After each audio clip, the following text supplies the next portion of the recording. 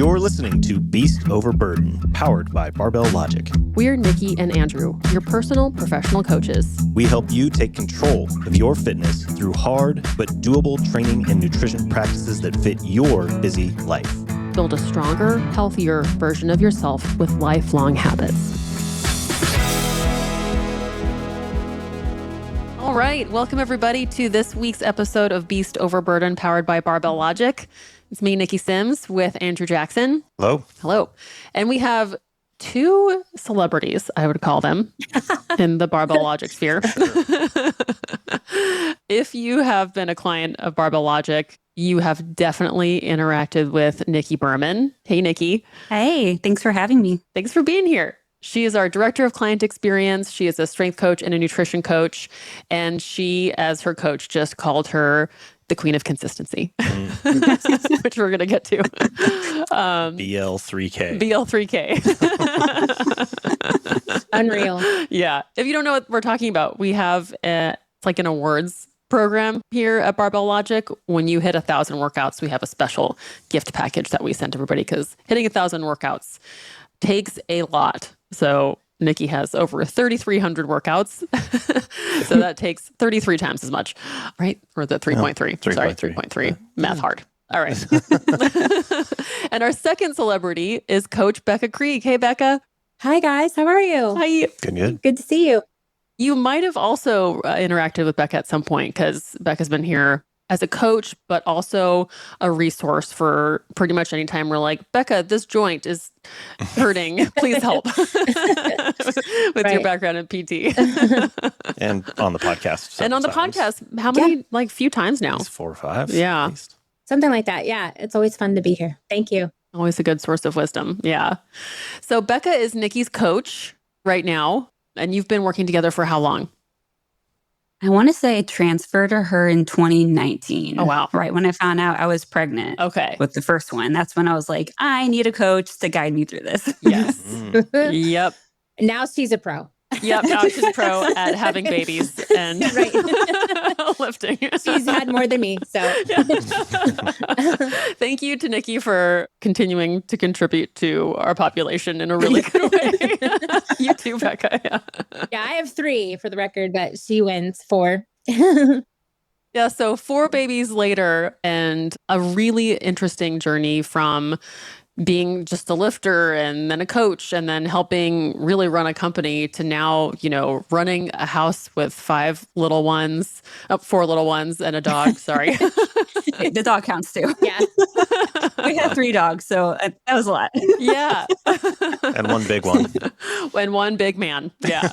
Yeah, the big kid for sure. So before we get into the highlights and the many chapters, I'd like to know more about how you started getting into working out and what that was like for you. Did you start with classes? Did you play sports? Yeah, I was sports throughout my childhood. And that was, probably all the sports. I was really big in basketball, tennis, softball, soccer, but never during any of that period was I ever taught how to eat well, any education with that. Or lifting weights was definitely nothing we talked about. It was a lot of sprints out on the field, but there was never a gym. We were never taught how to do any of that. I had never even heard of that probably. I did that through middle school, through high school, just playing sports, but again, not really lifting at all. And then, not until I think it was, 2008 is when I started to being exposed a little bit more to some gym stuff. And even prior to that, it was a lot of, I just want to be skinny. I'm going to go running every day. I would go through these phases of this extreme. I'm going to run every day for however long. And I just want to be skinny. I just want to be skinny, So that, which obviously didn't work, we know that. And it doesn't feel good, but when you don't know what it feels like to be strong, you don't really know that difference, right? You're just, I'm just doing what I thought I was supposed to do, which is go running every day. Yeah. And you and I are similar age. And I remember all the magazines were how to tone down, how to strip belly fat. And a lot of it was do as much cardio as you can. Yep. Yeah. I remember Kate Moss being really big and just being I don't look anything like this this woman, like, uh-oh. Yeah. And there you are in sports, like trying to, you're doing really physical activities, but no one's talking about muscle. So how did you end up in the gym? Or even just how to eat. Like I would literally like home from school, sit on the couch and eat a bag of chips because it was there, because Yes. I didn't know that was not even what you don't do. Like Yeah. I just ate whatever was in the pantry every day. Yep. So what brought you into the gym? I want to say, and also funny story, growing up, in those phases of like, I'm gonna go running every day. I was also doing my mom's like VHS workout videos. Do you remember those? Oh, hell yes. Oh, totally. Those are phases of doing that. And yeah, not until it was college where I was like, I'm gonna work at a gym and see if I can't. I was looking for like that secret. Maybe if I work at a gym, I can finally figure out what that secret is to be skinny. And just, daycare and front desk stuff. Yeah.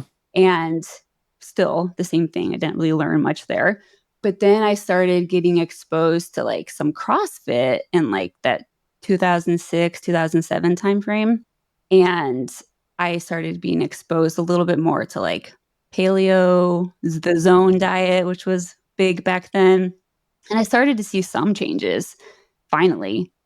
But now I look back and I'm like, I wasn't strong. I wasn't feeling strong yet. Now that I know what feeling strong actually feels like, I was noticing changes and I was feeling different. So I was definitely starting to like, okay, there's something else out there. You remember how you were feeling differently? I think, probably better energy, I'm sure, because I was finally, focusing more on some protein and veggies and things like that. But yeah, I was probably feeling better, but definitely was not feeling strong by any means. Because, it was a lot of random WODs. It wasn't like structured programming and tracking your progress and actually making sure you're getting strong. I didn't know any of that back then still. Yeah, CrossFit was not into that. No, back then. No. And then I want to say after I graduated, I moved back to St. Louis and again, got a job at a gym thinking, okay, maybe there's a new secret at this gym, right?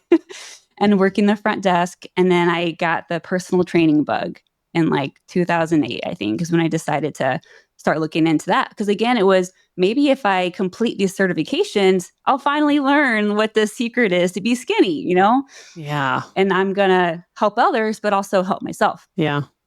So then I kept chugging along with that. Still not a great relationship with food, still body image issues, still up and down in weight, nothing consistent still at this point.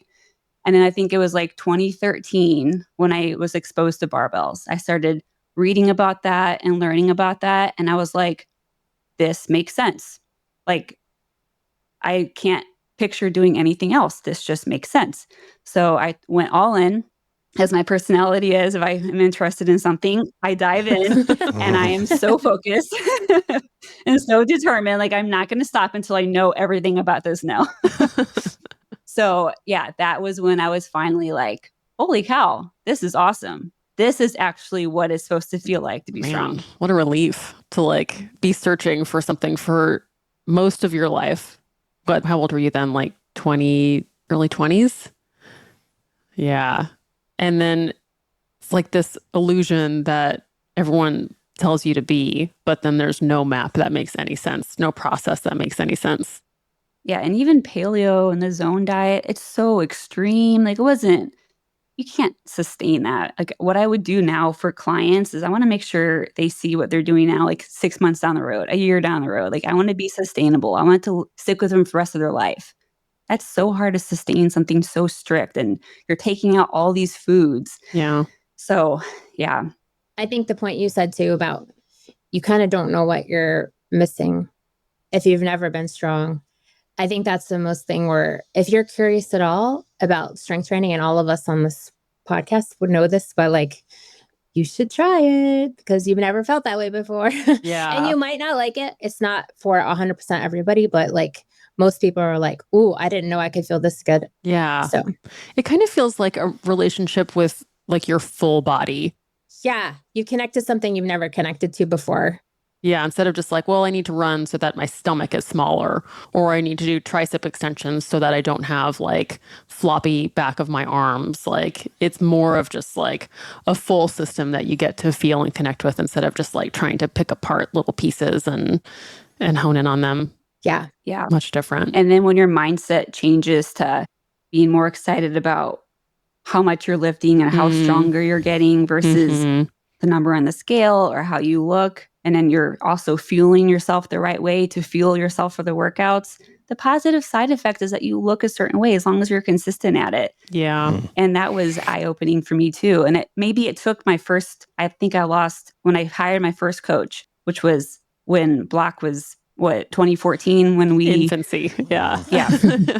I remember seeing Instagram post, okay, it's live. I was like one of the first clients. I jumped on and I signed up. Yeah. And I think within the first 3 months, I lost 30 pounds. And wow. I had been shooting for that like my whole life. That was just because I had a professional guiding me. Dang. And the consistency, that accountability is what I needed. And also just teaching me how to actually fuel my body with food the right way and like have a better relationship with food and with working out. It doesn't have to be so extreme. What were some of the nutrition changes that got you there?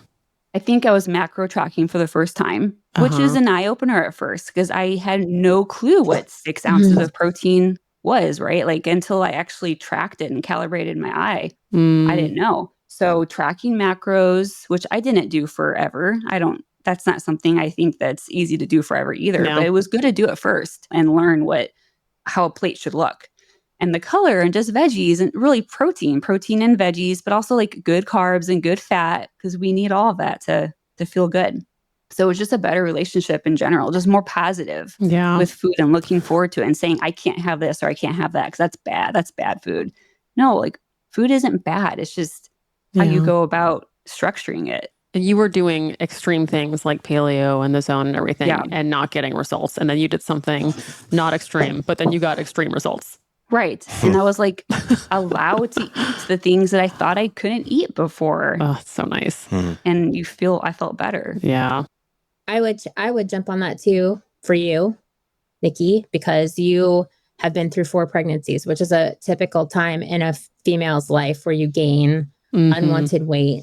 And you did gain weight. It's not like you didn't gain weight. They're a little bit different with each one, right? I think, because I remember. Yeah, each one's been different. Yeah. But the cool thing, because of you built these habits and because your relationship with food is pretty good, I see everything Nikki eats every day. So I can vouch for that, literally. She literally will put like, I got a bite of so-and-so. So she doesn't track her macros necessarily. She just like tells me. I'm just like the person she like is honest with or whatever.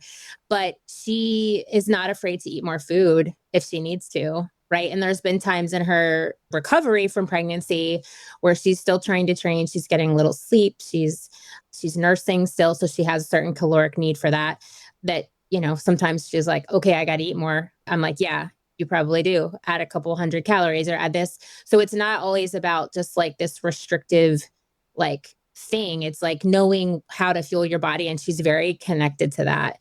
And she still occasionally tracks her macros. Like I think she just did for a short period of time just to sort of like get a feel again. But what did you do that for like 2 weeks or something? And then I want to say I did it for a month because I realized the funny story to that. I started tracking because coconut water.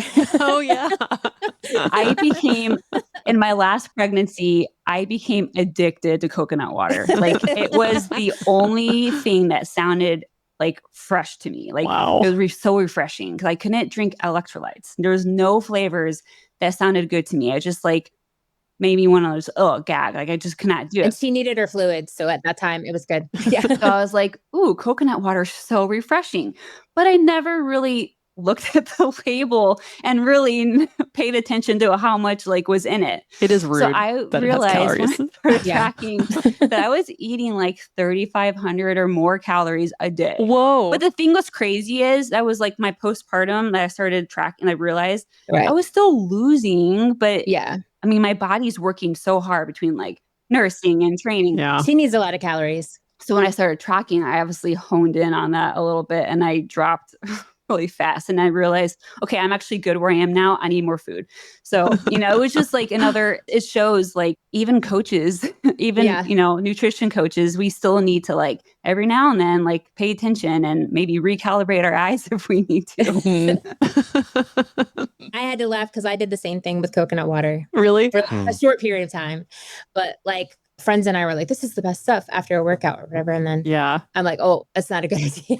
It adds up fast. I think it's like the branding with like the skinny like yoga ladies who are like, It's not quite drinking a Coke, but it's like a lot. It's not far there are from calories. it. Yeah. Yeah.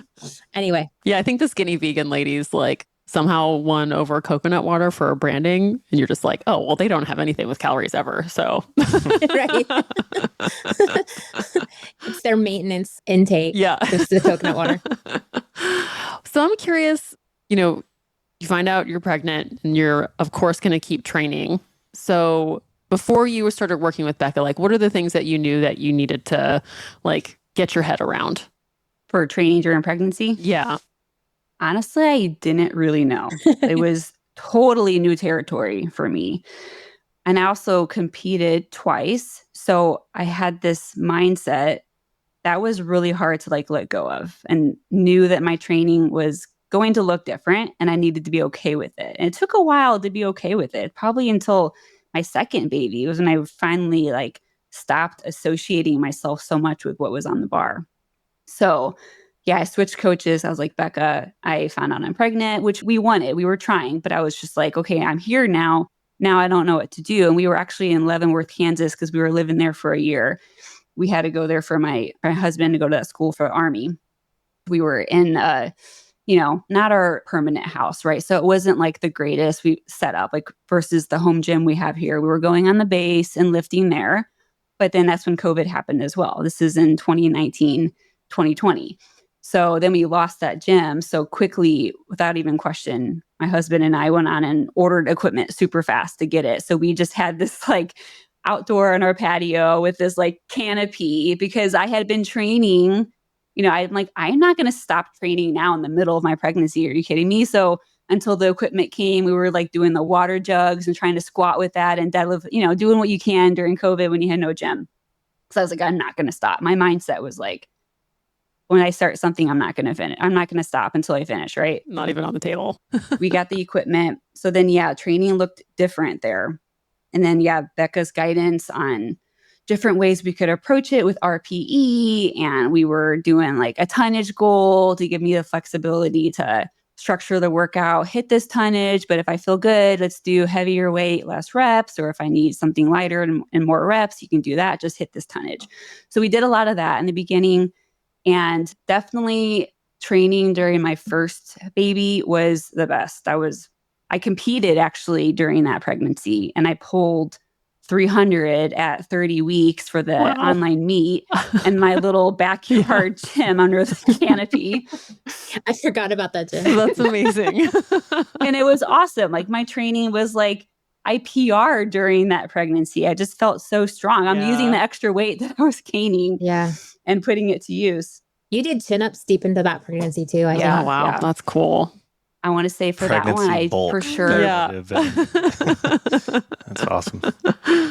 That's got to be one of the biggest changes in my lifetime, probably within at least just the last 20 years, but that not only did you go into pregnancy with the mindset that you were going to keep exercising, but you wanted to train and you trained hard and hit PRs. Like that's just 20 years ago. I can't even imagine, or maybe 25 years ago, but. Oh yeah. No, it was not just the doctors, but like family and like people would be like, you're running. Like, what are you doing? Like they didn't, don't move that. Don't lift that. Like, totally different. Right. People thought your uterus would fall out.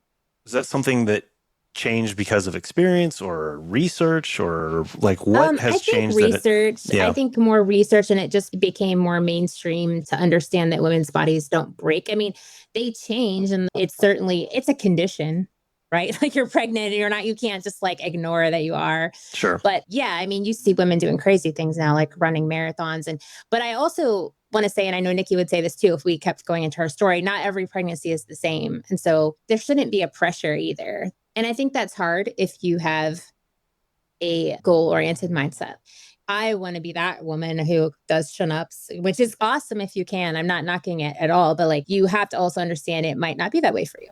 It just might not. It's a commitment of like, I'm going to commit to doing every day what I can and see how far I can go. And, if you can't squat your whole pregnancy, there's nothing wrong with you. And that does not mean you're not strong. And it doesn't mean you're not going to get right back to it as soon as the baby's born. So it just, everything is different. I mean, I think probably your back pain was one of the things for you, Nikki, that was different each pregnancy as far as like what you could tolerate, wouldn't you say? Like each kiddo was a little different. Yeah, for sure. So Becca, what do you like when you, or even with you, Nikki, now, when you get a client who's like, well, I'm pregnant now, like what are the things that you start to be ready to work differently? Like you went to RPE and tonnage. Why did you do that? So I would say the wheel of just like regular training, like we do now, like it's a minimum effective dose of change. So if people don't need to change, we don't, right? And that's kind of what happened for Nikki. I think during her first pregnancy is more just like, this is what's happening to you. This is safe. This is okay. This is something to watch for. But she was rolling, right? So like she just kept going and it was good. But I think the tonnage goal came into play when the fatigue was happening. Like, so sometimes that's actually first trimester, sometimes it's second, it's the last more. But if you are just like, you still can exercise, but you just don't have the same like energy, or maybe it's recovery too. Cause like you're so much more tired if you work out, cause like you might feel like only napping for 2 days, afterwards. And so you want somebody to be able to function. But what I did with her is we tracked how much tonnage she had during her second trimester primarily, so that I could make sure she was still like building her work capacity a little bit over the time. It works great for her. I mean, she's also a coach. She's very mindful of like knowing, how hard to push for certain RPEs and things like that. But that way, if she felt really good and she felt strong, she could take heavier reps and do less work. And then other times it was annoying and she had to do lightweight for, 7 sets of 5. I don't know, whatever it was to get the tonnage, but it worked because it kept her strong, but also kept working on our work capacity. And I think actually we did not do as much conditioning with Gavin. I think we added more conditioning as you went because we also wanted to make sure you stayed pretty fit because your babies were also very close together. So there were some pregnancies where she didn't have a full, hey, I haven't been pregnant for a year. There weren't any, were there? Yeah. Was that right? Yeah, I mean, the first two are the closest, right under 13 Right. months apart. So Yeah. 5, 4, 2, and 9 months now. Yeah. I was in the under 5 window for a while there. So in the second one, we started more conditioning because she hadn't had that period of time after her baby was born to kind of build that back up again. You're just now coming up on your first full year without being pregnant since 2019. Yeah. That's amazing. She is amazing. It's crazy. Yeah, and I have exclusively breastfed the whole time. So they've overlapped. So I've like tandem fed and we've just been going nonstop. Like I just haven't stopped. Wow. Which I love. It's been so fun. But what a powerhouse. Yeah. Hence the calories that you need. yes. And, I'm definitely, like Becca said, if I hadn't built up those habits going into it, I mean, gosh, there were days where I was puking. I was so nauseous in my first trimester with my first. I felt it in the first trimester and the other ones, but Gavin, it was definitely the worst. But I think it was also so new to me. I was like, I'm not someone who gets sick very much at all. So I always felt like I had the flu every day. I'm like, this is miserable. So maybe the other ones, I was just more used to it by then. I don't know. But I mean, I was literally like, I would puke and then I would be working out. Like, but I just don't miss workouts. Like that's my mindset. I don't miss workouts, but I would adjust if I needed to. I would show up. I would just show up some days and I would feel better after. I just have to remind myself that when I finished, I would feel better. After you puked or after you worked out? And a lot of times it was like the same. Some of the stories, I'm trying to imagine, 4 kids under 4, some of the sick days where it's just like The Exorcist everywhere. Yes, we've had that. And your husband's on deployment and you're trying to juggle all these kids and Feed, still puke, lifting. feed, puke. Yeah. And if one kid pukes, all of them puke every time, right? It's not just one. It's all of them. It's always in the middle of the night too, and it's always in my bed. Every What time. was that movie, Stand By Me, where they're having the apple pie eating contest, I think it was, and it creates the chain reaction. I don't know. It's just, Yep. unbelievable. Amazing. And Yeah. so did you ever skip sessions or like just push it a day? Like you always did it on the planned day? She pushed it a day. Yeah. No, I don't always do it on the plan day. I will sometimes suggest it. My weeks are never the same, even right now. Like Yeah. I Mhm. usually go in and either because I'm a coach, like I move it myself, or I have a to-do list. Like I'm a to-do list person. So instead of me scheduling in my calendar, because committing to a time is really hard for me right now. But if I have it on my to-do list for the day, it's going to get done. I don't care if it's like way after kids' bedtime. If I hadn't done it yet, it's going to get done. I hate doing that. And I try my hardest not to because I hate it. It's usually done earlier, but it's going to get done at some point. And programming was like giving her a to-do list for the week, right? And she would get it done. Is there like a tipping point where the lack of sleep is worse than missing the session and it has to roll into the next day, or are you just it's going to happen kind of thing? The lack of sleep doesn't faze me anymore. He's a robot. I am so used to, we bed share, the baby's nursing all night long. It doesn't even faze me anymore. I know it did at first. Again, it took me probably going into the second one to really be like, hey, here we go again. Like we're doing this, and it just hasn't stopped. And I'm sure there's days where I'm like, I'm so tired. I do not want to go out in the gym, but I go anyways because that's what I do. I am so scared of what my life would be like without that part of my life, without that strength. Because trust me, you might think otherwise. I hear this all the time from either someone who follows me or a friend. My genes are not set up at all for me to be successful in life. Not one bit. Trust me. This is hard for me. Like you should see my family health history. It's not good. So I am scared of what my life would be like if I didn't do it. So no matter what, even if I'm super tired, I still go out there. And sometimes once I get started, I surprise myself and I'm like, hey, this is actually, I'm feeling okay. I'm good. Or I adjust and that's fine. I might adjust the weight that day. Yeah, I was going to say there's days where she will have to adjust the intensity a bit. And we actually have a little bit, like sometimes we give, if you feel good, do the extra set, right? So like if you don't, then you're just doing the bare minimum if you're really tired, if it's been a rough. And for her, a rough stretch of sleep is like, I haven't slept for like 4 nights because he can go on like a little sleep. And I know not every person's like that. So I think every person needs to like gauge a little bit their mental fortitude about it. But like her habits are so ingrained and she just has that mindset, like she says, that this is what I'm going to do. And even if I can't do all of it, I'm going to do something. Like she has the do something mindset, which is like a powerful mindset for moms. And something is better than nothing. Like she knows that too. So yeah. So sometimes, you have had to like adjust for exhaustion, like maybe intensity but you still usually show up and do it. How would you guide someone through that process where you're encouraging them, something's better than nothing, but they're going through so many changes and you're also trying to manage how much energy they have? Like you're like afraid to push them into that burnout stage. So like what advice do you have for someone who is, or what do you even use for like a mental model yourself of just like, they might be running out of energy. They may not be sleeping. I still want them to do something. But I always just feel like afraid that I'm going to push someone too hard and they're going to be like, I just can't do this. I'm not even sleeping. Why would I go squat? Yeah.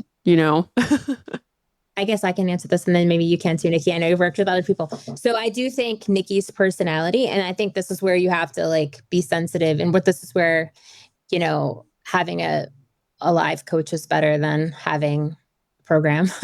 Because I think some people's personality, like for Nikki, her rock, like she has been a single parent for how many months was it? It was crazy. She had some help, like nanny help and stuff, but what she did by herself. Like, yeah, Nikki's husband was on deployment for almost a year. Yep, almost a year. He came back on September 23rd. So he's been home for about a month. So for Nikki, the workout was part of, don't get me wrong, her husband's awesome. Like, even though he wasn't there, like super supportive, and they set up their life to like give her as much support as possible, but she still had to do the thing by herself, like just day after day. And there were days where she's like, I lost it. I cried. Like, it was not the easiest, but she just marched forward. And I think I knew for her as her coach, like the working out is like what anchored her a little bit. And so for her, not working out would be scarier than like sleeping. But I have other people that for them working out is a little bit more of a get to do, not a have to do.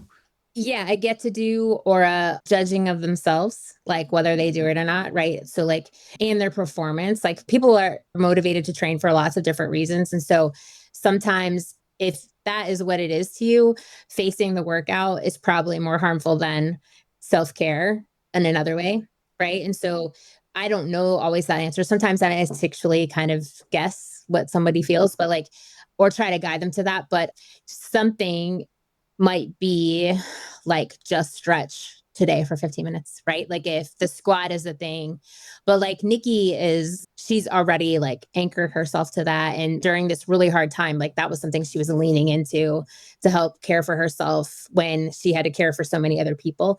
And so for her, that was already a decided factor. And so I never even considered, talking her out of working out or something, like, cause we had enough fail safes in place with programming and she herself mentally too, to be like, okay, I can't squat heavy today, but I am going to squat this and I'm going to do that. And I think if you can get to the point where you allow yourself that, like if I do something today, that is another drop in my bucket, like, cause people can be perfectionists about their workouts, right? Like you're like, I'm going to go and I'm going to hit all my weights and I'm going to do this and and then like when it doesn't happen, you're like crushed. And then you send yourself on this, you have to go work out tomorrow. So you send yourself in this spiral and that's not a good like marathon way to approach training. So you have to be careful with when someone's like, but sometimes it's okay for it to be so goal oriented like that, right? Like I've had lifters that need to go hard for 9 months and then need to take a month off.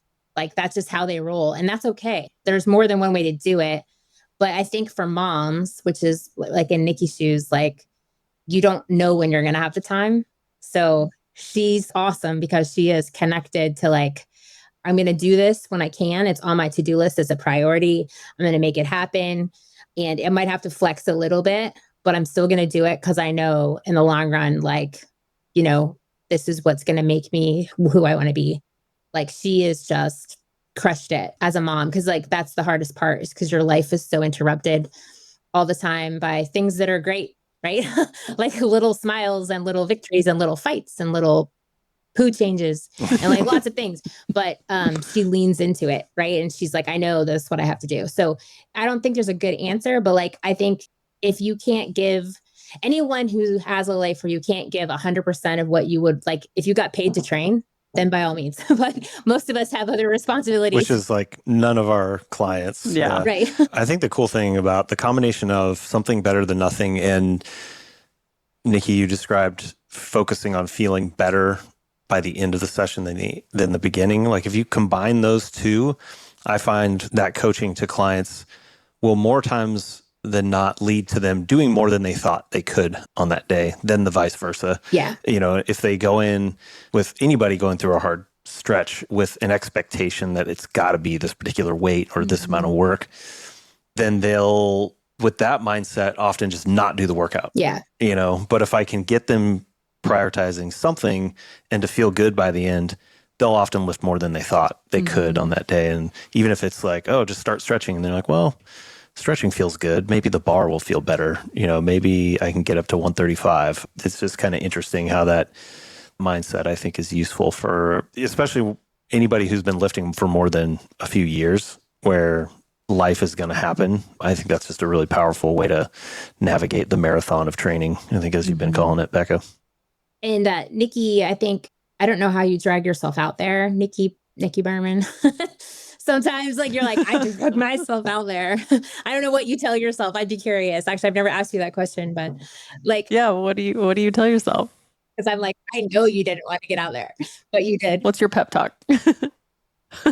Honestly, I don't really know if I necessarily tell myself anything. I don't know. I'm so wired to just show up. Like I go out there and man, there's been times where I've like almost decided to go back in, but I was like, I'm just going to start warming up and just see how it goes. When my husband's home, he's also very motivating because we push each other. We train together. So that's really helpful. But yeah, when he was gone, honestly, it was like the one thing that I had control over is my workouts and my health, because my life was so crazy that I knew that if I didn't get that in, I think it's more of a fear if I didn't do it more than anything, right? It's like, Yeah. it makes me a better mom for sure. Like I show up as a better mom 100% because of lifting. I would not be the mom I want to be if I didn't have that. So I would not have gotten through that deployment if I wasn't. I needed that strength. And it's just, I mean, you guys have experienced it, how it carries over to your everyday life so much. The way you handle everyday life stuff is different than if you weren't strong. You do need that place of solace. Just like, okay, this is my rep. I can do this. On top of all of that, we've been talking about training single parent of 4. Have you taken one day of work off? Maybe 2? Like, no, not to my knowledge. I keep thinking like, oh, I this do encourage, kid, just she's for legal gonna, purposes, I do encourage it. I don't think it's been, it's by choice. It's like, I keep waiting for it to be like, oh, I'm going to take a break, but you run like maybe arguably one of the most critical jobs in the company, and is very customer facing as well. And handle it with grace and enthusiasm and compassion, and it blows me away on top of all the other stuff that you're doing that's even more important. Thank you. I love what I do. And that's the thing, is I love what I do. If I didn't love what I did, that might have changed things for sure. But I love that it's so flexible. I can do it whenever. And there were plenty of late nights when he was gone. I mean, there still are. A lot of times it's signing on to work after the kids go to sleep. I think I've seen emails at like 2 a.m. But my mindset is it's got to get done. I just won't not do it. It's just the way I'm wired, which I used to have the all or nothing mindset. We were talking about that. I used to have that until baby number 2 is when I finally stopped having the all or nothing mindset. And it was so refreshing to let that go. Oh, what was that like? I think it was just like, I mean, at that point, because they're so close in age, he wasn't even walking yet. Like, so we had like, it felt like twins almost. I mean, there was an age gap a little bit, but having another little one to take care of on top of a newborn and the training, I'm like, this isn't going to be healthy if I continue this. Like, it's not going to work in the long run if I don't change my mindset a little bit. And being, stop associating with what was on the bar and start focusing on all the other fun PRs. Like, your life changes as a mom for the better, hopefully, right? But other things need to kind of change too. Like, I get to be more excited about other life PRs, or just even the bar moving faster, or just I left the gym feeling better than when I went in. Like, those, just focusing on how I'm feeling, and even just continuing the consistency, I think, was a win, and just showing up as a win. But yeah, I had to let go of like, it had to look a certain way. And that carried over to my coaching too with clients. Like, I learned programming doesn't have to be so black and white. There's so many ways to structure people's workouts that fit better in their life. If anything, I've tried to like underplan for my busy moms. Like, I don't want them to open up a workout and have one doubt of, I can't fit this in. It's just too much. Like, I want it to almost feel, feel super achievable. Like, you can go out there, you can get this done.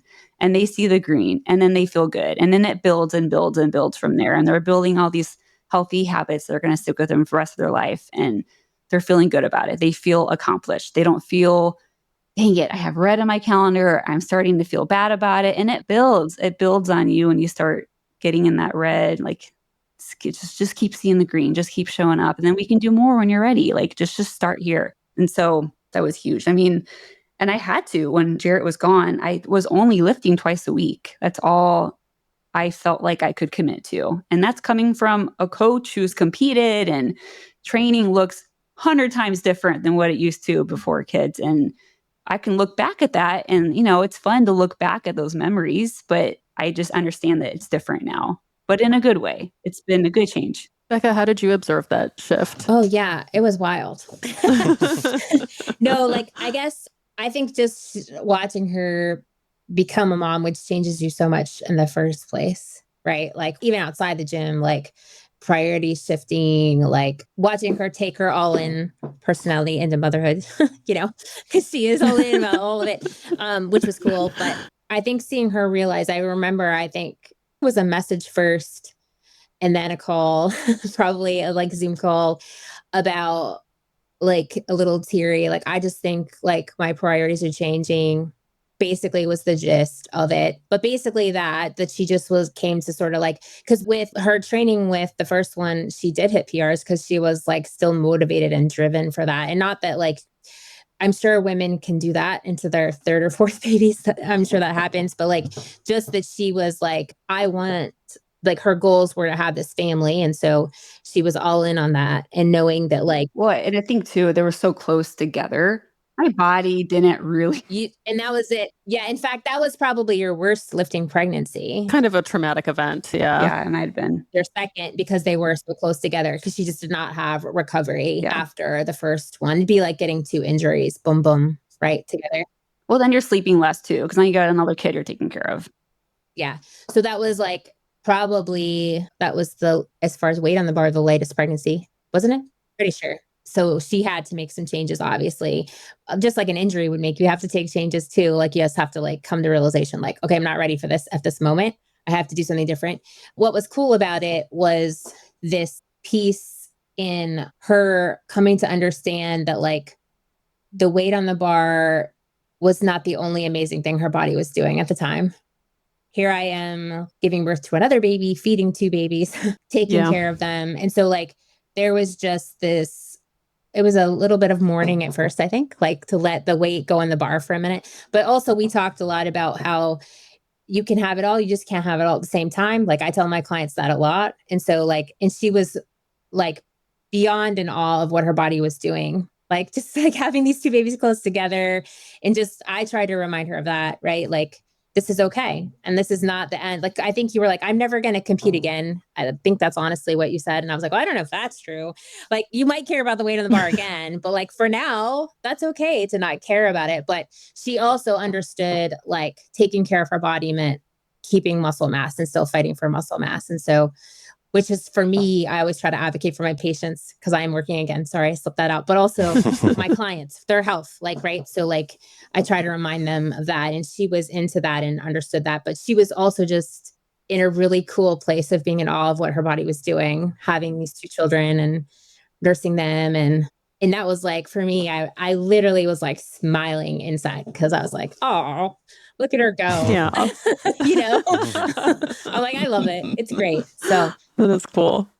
The fun part about being a coach and working with clients who, you know, moms and becoming moms is that you get the secrets before anyone else. Like, so I remember like telling Becca, like, I'm pregnant again before, like, I mean, obviously Jarrett knew, but that was it, right? And then all of them. Jarrett thought we were done after 2. I convinced him for 1 more. And then when I told her about 4, she was like, wait, I thought you guys were done. Like, we did too. We thought we were done too. But, and it was one of those things where we knew he was deploying. So we knew he wanted a 4th. And then Jarrett came to me and told me, hey, I have something to tell you. I'm going to be deploying. And so he thought my response was going to be, okay, fine, we're not going to have a 4th. My response was, you're like, well, we need to start trying now then. So we can hopefully have this 4th before you leave. Because my mindset was set, I'm having a 4th. Like, I can't let go of it. What are you doing for the next 30 minutes? It was on the checklist. Yep. So, and it didn't go the way we wanted it to, as far as like, we had a couple of chemical pregnancies and it didn't happen until after he left. So the baby came after he left. But I remember telling Becca, like, okay, we're doing this again one more time. She was like, I thought you were done. So, that's so funny. Yeah. You know, he left at the beginning of my 3rd trimester. So training was like, I had 3 little ones. I still trained, but that's definitely when training was like, I'm just showing up, like goblet squats, seated press, really light, RDLs. I wasn't even pulling from blocks anymore. I was so tired. I was hanging on by a thread. Like, hanging on by a thread makes me think of the actual changes that your body is experiencing, where your joints, you have spoken of it more than once, where your shoulders feel loose, your all the Relaxin going through you. pelvis. Yeah. I think you said in your Instagram post the other day, feels like your pelvis is going to fall off. Still 9 months after baby 4, again, back-to-back babies, but my pelvis still feels like it could pop off. Like if I'm like pulling from the floor. I mean, and I'm feeling stronger every day, but I feel the strongest just raising the bar up a little bit. And so I'm able to Just a build little. my strength from that spot versus from the floor. And we'll go to the floor again eventually, but just Yeah, there's no rush. Yeah. we're kind of building right there right now. Yeah. 275 went up smooth, easy. Yeah. Wow. She's Nice getting job. there. Yeah. 300's coming. Yeah. Were that's there cool. any other Yeah. modifications that you had to make like that along the way? During pregnancy or post? Either? So Nikki has the most gorgeous pregnant squat. It is really pretty. Seriously, Yeah. like most people have to like widen it in their stance. I don't know. There's something about just the way she's built or the way she carries her babies. Like, and I tell her, I'm like, you hit depth better with your belly. I had a client who was pregnant recently, and her squat, I was like, I want your squat to keep looking like this post baby. Like it was so balanced. It's gorgeous. Depth was really good. Yeah. It's so weird feeling depth Mhm. after baby and you don't have that belly anymore. It feels so weird. weird. It takes a while to feel that out again. Yeah. Squatting into the void. We had, I think we didn't bench for a long time, right? That was like, Yeah, I don't think I could do full range of motion bench. I did during Gavin, my first pregnancy, but I don't think And I think we did some incline with him just because it was feeling. yeah. The Relaxin really affected my shoulder. And then the next 3 pregnancies, it was with the block. I still benched, but it was with the block. We didn't start doing full range of motion until I was cleared postpartum after baby 4. Yeah. And I think I had to talk you into trying again. Because you're like, I don't know if I should do it. I'm like, I think you can. Just we'll go really slow. And you were like, okay. And then you did it. And you've hit 135, right? You've hit 135. So Yes. Oh, wow. She's coming back. I'm telling you. Heck yeah. That's really cool. I mean, she's been stronger than that in her life, but I'm just saying. How did you know, Becca, Yeah. that was the time to push? Yeah. Like, so everything we've talked about so far has kind of been just show up, do what you can. I don't know. I Feel just good. sensed she was afraid of it, not like that there was any other better reason. And so I was like, Gotcha. Mm-hmm. girl, we got this. We just have to go slower than you want. And then she did. And we worked on a self-form thing. And yeah, That's cool. I think we still have to be careful with it. But Sure. because, the other side of like what she's doing is like the babies need cared for then. And so she's carrying them. So like her arms and elbows and shoulders still take a lot. Right. My right side never gets a break because I'm always holding a baby and doing other things with my hand. Yeah. We have to go a little slower, take our time with some things. But Did you have some sort of like restraining system in the gym? Like, how do you just keep them from like Keep them corralled. rolling underneath the deadlift? I got some cute videos. They're so cute. We made the 2-car garage our gym, but then the 1-car garage is like a play area. Okay. So they can hang out over there and play, the 2 older kids. Levi is usually in the playpen because he's crawling and all over the place. So he would be a mess if he was out, but he's been okay in the playpen. That's hit or miss, but he can do it. And then, yeah, Charlotte's fine now too. So they also are learning gym etiquette and they know to stay away when we're lifting, to wait till we're done with our set before they start talking to us, unless it's like an emergency. So they are learning that. They're being exposed to that. They know what protein is. I mean, they're growing up with this, which is so cool. They cheer when she's done. It's the cutest. Yeah, they do cheer. And they have their own little gym equipment, right? Yeah, they have their own little bar and they want to put weights on it and they're doing it. And part of me, I was talking to Jared, I was like, man, I'm so jealous. I wish I grew up with this stuff. And he made a point. He's like, but think about it. If you had been exposed to this stuff sooner, you may not be where you are now. Like the journey that felt like I was supposed to go through is what brought me to where I am today, which I would never change anything about my life now. I'm like, this is exactly what, like, it's perfect to me. My cute little family, my job, our house, like it's what I could never have dreamed of, right? Like I would have never, if you told me back then, this is where I'd be right now at home with the kids, being able to have a career and still be here and homeschool them because I can, like, I would have told you were crazy. So That's really cool. I wasn't supposed to be exposed to it until I was. Like, Yeah. I could have been still be in St. Louis right now and I'm living in Arizona and I'm not dying in the winter. Yeah, you have like a resort in your backyard. It's like so awesome. Now you're 9 months out, right? And your body looks amazing. Like it's like before you had your first baby body. Like I know at your wedding, like you were gonna wear an open back dress because your back just looked amazingly just like chiseled musculature, so gorgeous. And you were really excited recently about wearing that kind of stuff again, right?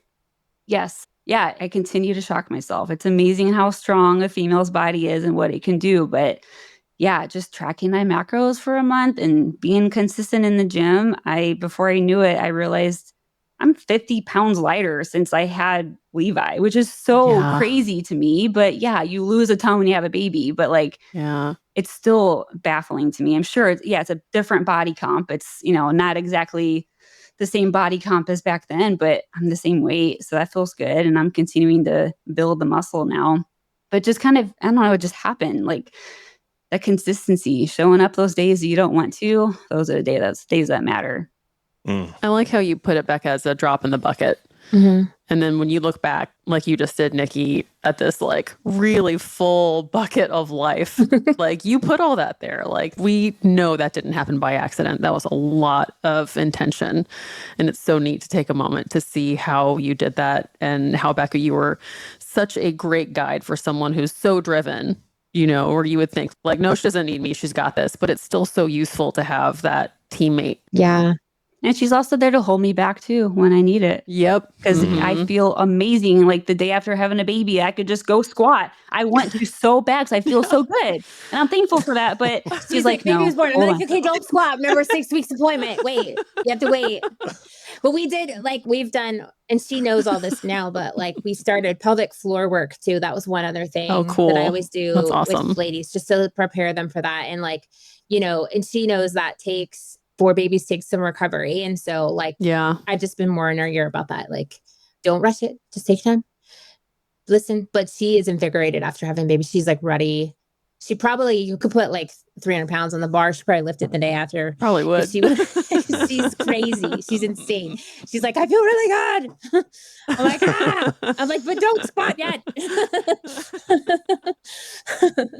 I think you just get on this high too. Like, I love the process of having a baby. Like, it's so, and this past one with Levi. This one was very interesting.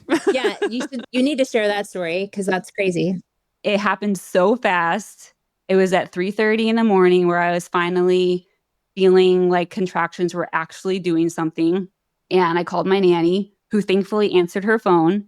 Oh, yeah. She lives 15 minutes away. Answered it at 3:30. I was like, you probably want to start heading over just in case.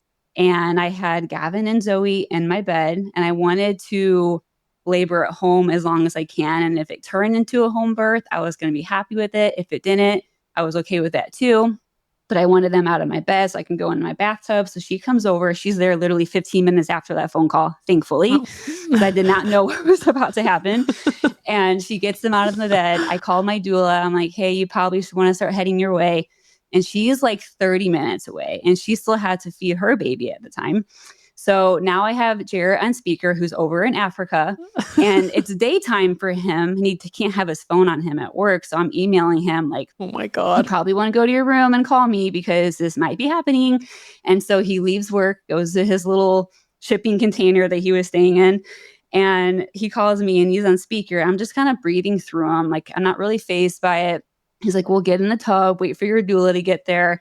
And so I get in the tub, I call my nanny in to hand me my water. And while he's on speaker, and this is at like 3:50 now.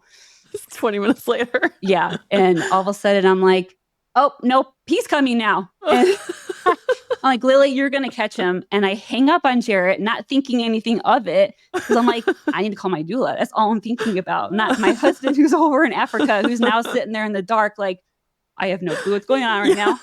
And so I call my doula. I lay back and my nanny's right there. And I get one word out to her, like, he's coming. And then he just shoots out. He just like shot out.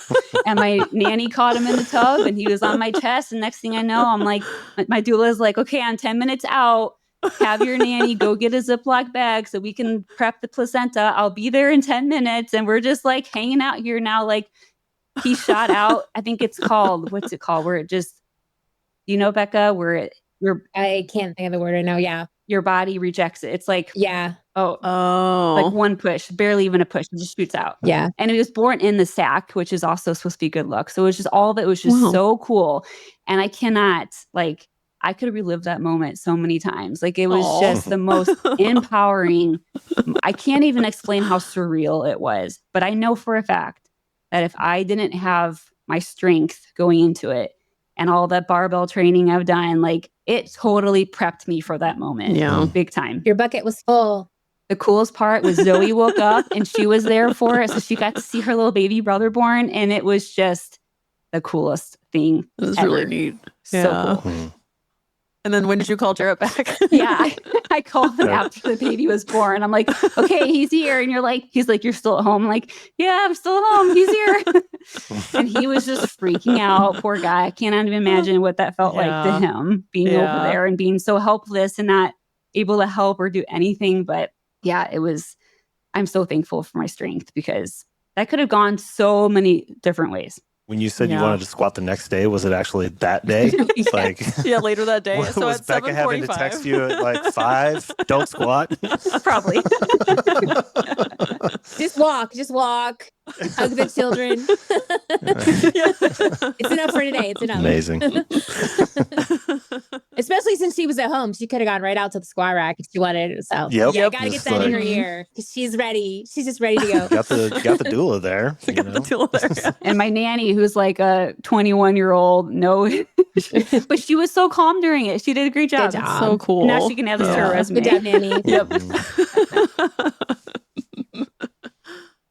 You know, we work very closely together and I see you, like you said, you show up, you do work, but it's really lovely to see what that has built and to appreciate how much all of those workouts have contributed to the quality of your life and how, Becca, to know when to turn things up, when to turn things down. And I love how you let different people, you know, work into their strengths, Yeah. you know, and you can help them do that. And I know Nikki says this too, but I think because she works with so many moms and like we've talked with each other about this, like just like let it be your own story. And like we can all be in awe of each other when something goes awesome. Nikki had a pregnancy, it didn't go awesome too. So like, you know, it's okay. Whatever your story is, like live it with bravery and do one thing at a time. Because she's the perfect example of that. Like, I mean, it's easy to be like, oh my God, how can anybody be like her?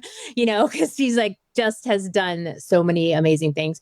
But she is an inspiration. Like she's a complete inspiration to everyone. But I know from her perspective too, she would say, live your own story. Every baby's different. Every pregnancy's different. And like, she's just the living example of all of that, which is so cool. Totally. Yeah. Nikki, you're very empathetic with your clients. Like you never expect them to act like anything other than what they can do right then. And I really like that. Yeah. She's awesome. Yeah. Thanks, Yay. guys. Yeah. Well, Nikki, when you first started on your quest for skinny, knowing what you know now, what would you tell that Nikki? I'm going to fast forward to like the mom part. Yes. Yes. I feel like this is something every new mom has to go through.